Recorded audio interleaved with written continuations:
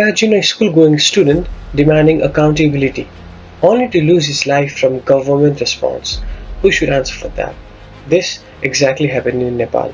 This case study examines Nepal's Genz protests in September 2025, where government restrictions on social media developed into wider discussion about trust, transparency, leadership responsibility, and governance. For LDRS 634, this case is important because accountability is not just about following rules.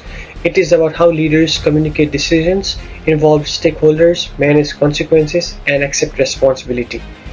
This case helps us understand how leadership decisions can directly affect public trust and institutional performance. So the whole situation began when the government introduced restrictions on several social media platforms, explaining that the decision was related to regulatory compliance and digital accountability. However, many young people viewed the decision differently, seeing it as a restriction on communication and a sign of deeper concerns about transparency and public participation. As reported by Amnesty International and Human Rights Watch, the protests later escalated into serious accountability challenge, with deaths occurring during clashes between protesters and security forces, and increasing demands for investigation and responsibility. The whole situation eventually became more than a policy disagreement. It became a leadership crisis involving public trust, decision-making, institutional responsibility, and how whole government respond when confidence in institutional declines. So this case study highlights two major accountability problems. The first problem was the gap between decision makers and stakeholders. A decision affecting many citizens was introduced without enough engagement communication, creating confusion, dissatisfaction, and mistrust. The second problem was accountability during crisis response. When authorities use institutional power during public unrest, leaders must ensure that actions are ethical, lawful, and properly supervised. The events raised questions of oversight responsibility and whether existing accountability systems were strong enough. As highlighted by Human Rights Watch and Amnesty International, independent review and accountability mechanisms become necessary to understand not only individual actions but also the larger systems behind the outcome. This case study connects strongly with the accountability concept studies in LDRS 634. According to Deber's concept of multidimensional accountability, responsibility exists at different levels. Leaders must be accountable to the public through transparency and trust. Organizations must evaluate their decisions and outcomes. Professionals must follow ethical and legal responsibilities.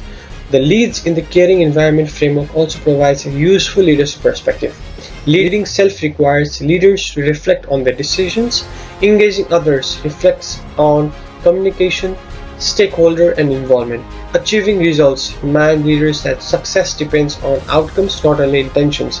Developing correlations and system transformation highlight the importance of collaboration and learning from failure. So this whole case study of mine provides important lessons for accountable leadership. First, leaders should involve stakeholders before making decisions that affect society. Clear communication and consultation can reduce misunderstanding and strengthen trust. Second, after a crisis occurs, organizations need transparent review process, clear responsibility structures, and opportunities for improvement. Finally, ethical crisis leadership requires leaders to acknowledge concerns, communicate honestly, and focus on rebuilding trust. Accountability is not just about preventing mistakes. It is also about how leaders respond, learn, and improve after challenges occur. So, the main leadership question from this case study is, when decision creates unexpected consequences, should accountability belong to individuals, institutions, or the wider government system? This case shows that accountability is not just simply about blaming someone. It is about understanding decisions, accepting responsibility, and improving systems. For future leaders, the Nepal Genz protests demonstrate that effective leadership requires transparency, ethical decision-making, stakeholder engagement, and responsibility for outcomes. The whole summary about trust is built when leaders are willing to explain decisions, listen to concerns, and continuously improve the system they lead. And these are the references that I've used for this case study. Thank you so much.